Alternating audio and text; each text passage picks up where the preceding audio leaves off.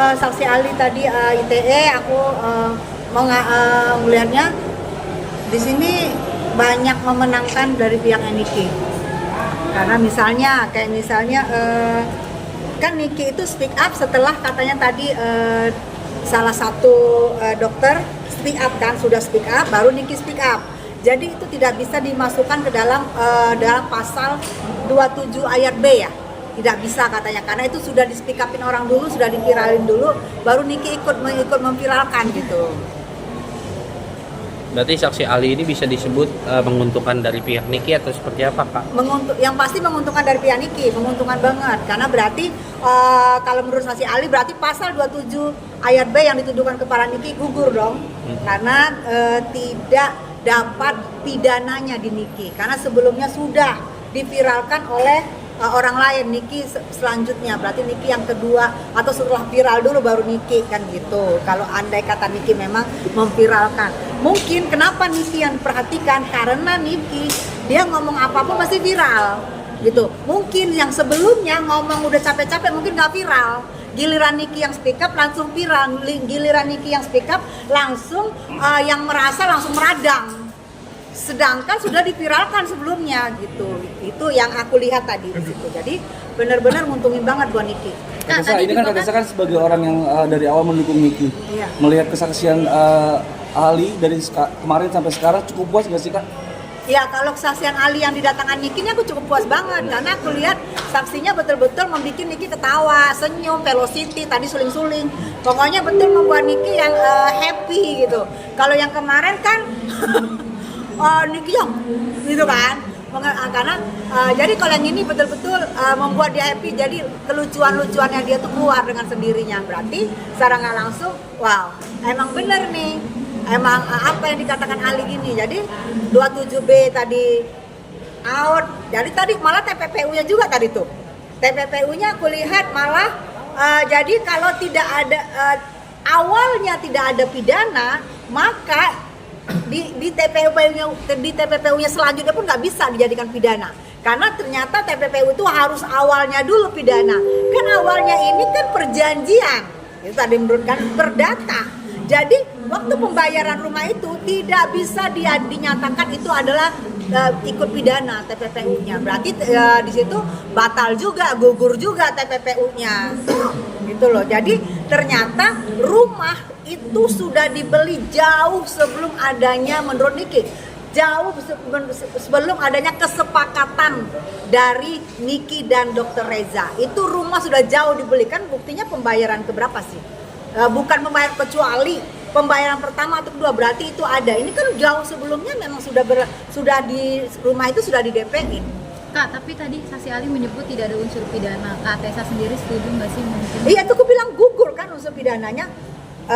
Undang-undang IT-nya gugur, TPPU-nya gugur. Kalau menurut saksi ahli yang ini kan saksi ahli TPPU. Yang pertama saksi ahli ITE 27 gugur, yang TPPU gugur. Gitu loh. Jadi ternyata TPPU itu harus bersangkutan awalnya dulu. Jika awalnya pidana, maka di sini pun pidana.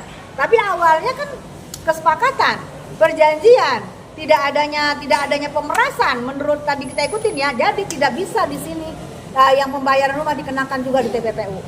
Pak Tessa, tadi Niki joget-joget tuh Mbak juga ngeliat, dan itu saat jaksa sedang bertanya pada saksi ahli. Karena itu nggak takut menghina institusi pengadilan, Mbak? Iya, kalau dibilangin kok nggak takut menghina pengadilan, kalau aku lihat sekarang dari JPU sama Niki sama-sama loh.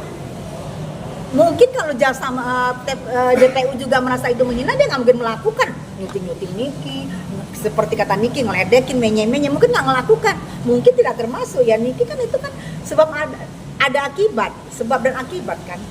Ya misal tadi itu kan bentuk ekspresi, ekspresi yang tiba-tiba, wah ini ternyata nggak masuk pidana, ya suling-suling, itu kan ekspresi. Kecuali misalnya ini kan ekspresi yang tiba-tiba dinyatakan bahwa dia tidak ada pidana, ya dia itu ekspresinya dia itu spontan namanya, spontan, dan itu adalah bentuk dari rasa senang, rasa happy. Masa rasa happy bentuk pidana? Kalau gue misalnya spontan gue joget di depan gue, ada misalnya orang marah-marahin gue, terus gue iniin dia, kan enggak, itu spontannya gue, kespontanannya gue. Satu lagi Pak, ini tadi di awal Niki masuk udah bawa produknya Reza Gladys aja nih. Ya nggak apa-apa lah, emang dari produk dari awal udah dibawa.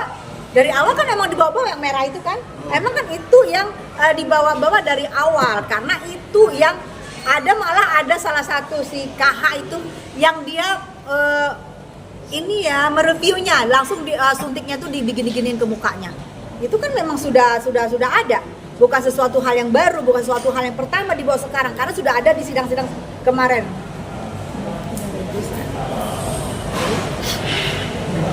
Nah ini kita tunggu selanjutnya. Ini kan tanggal 28 insya Allah keputusan akhir.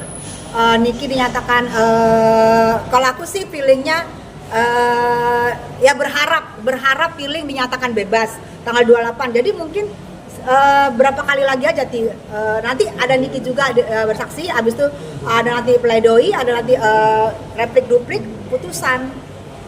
Jadi nggak lewat tanggal 28 sudah putusan, nggak capek juga kerja, udah selesai ya berarti ya. Bebas apa nggak, Bu? Hah?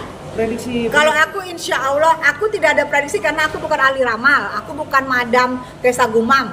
Tapi aku mikir kalau lihat dari saksi ahli minggu kemarin sama minggu ini yang menyatakan batalnya gugurnya itu, kita ambil kesimpulan batal gugur pidana-pidana yang dituduhkan. Kalau gue yakin insya Allah ya bebas. Insya Allah.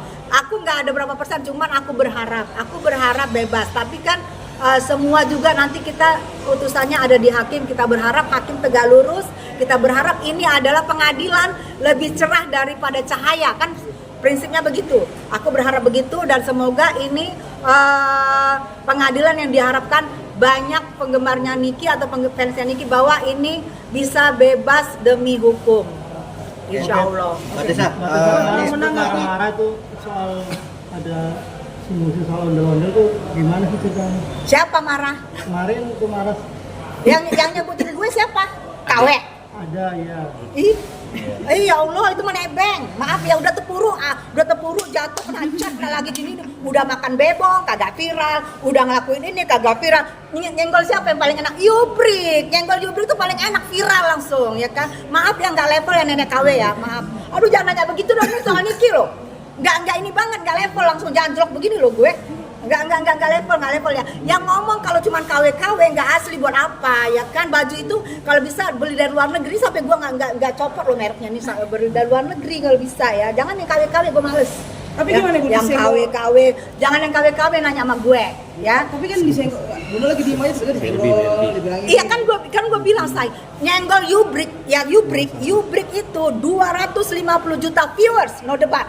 Sampai mendapat Google Award 2023, no debat. Saingan gue cuman Bobby, presidennya Pak Prabowo, kucingnya Pak Prabowo 2024 yang bisa menyaingin Yubrik. Gak ada lainnya. Dia apa? Gak bisa nyaingin gue. Dia udah tepuru jatuh, mau masuk ke sini bingung. Udah kuku lepas juga kagak viral. Makan bebong kagak viral. Di komplain manggil nenek kagak viral. Lah terus kenapa? Kok dipanggil nenek? Gue nenek gayung dipanggil Niki dari zaman dahulu 6 tahun nyantai aja. Nenek gayung kata Niki, biarin, gak apa-apa kan kita cewek, ya nenek lah. Kenapa harus marah? Pokoknya mau masuk ke sini dia takut kali ada Tessa, gue nggak berani. Di depan gue manut-manut, nunduk-nunduk, hormat-hormat, cuy. Di belakang gue, depan gue, ayo Tessa. Kalau ngomong dikondisikan giginya, kalau gigi palsu jangan ngomong ya, maaf. Mbak Tessa datang ke sini, Lu maaf. katanya bikin rusuh, onar, berisik gitu di. Pernah gue pernah rusuh. Soalnya kalau gue wawancara gue tegas, karena gue tahu mic cuma satu. Ini banyak, micnya cuma satu, makanya gue tegas suaranya. Tapi kalau untuk bikin rusuh gue pakai ini. Gue sarjana, gue S2. Kalau untuk rusuh gue nggak pernah nggak gue bikin rusuh, pernah nggak gue teriak di sidang, pernah nggak ini. Gue duduk tenang, kalau gue ada handphone gue iniin, kalau enggak. Kalau untuk bikin rusuh gue nggak tempatnya di sini gitu, nggak tempatnya di ruang persidangan. Itu akan kasihan juga buat Niki. Tidak pernah gue bikin rusuh, mungkin buat yang lain kali ya. Gue nggak pernah bikin rusuh, gue nggak pernah jualan, nggak pernah buka keranjang kuning, nggak pernah cari keuntungan, nggak pernah. Maaf ya. Jadi kalau yang dituduhnya sama itu, dia nyenggol gue biar dia kasihan. Gitu loh, karena udah capek banget dia, udah tepuru-puru, udah mau tinggal metoknya aja, giginya udah hampir mau lepas semua, jadi nyenggol Yubrik dulu, siapa tahu di kesempatan terakhirnya nyenggol Yubrik dia viral, gitu, biar aja lah, kasihan. Dia bilang yang pengadilan pendukungnya itu nggak punya pekerjaan nih. Sepi Gak job. punya pekerjaan. pekerjaan. Seharian Ya nggak bisa apa-apa, nggak punya pekerjaan, yang penting bisa buang-buang duit, ya.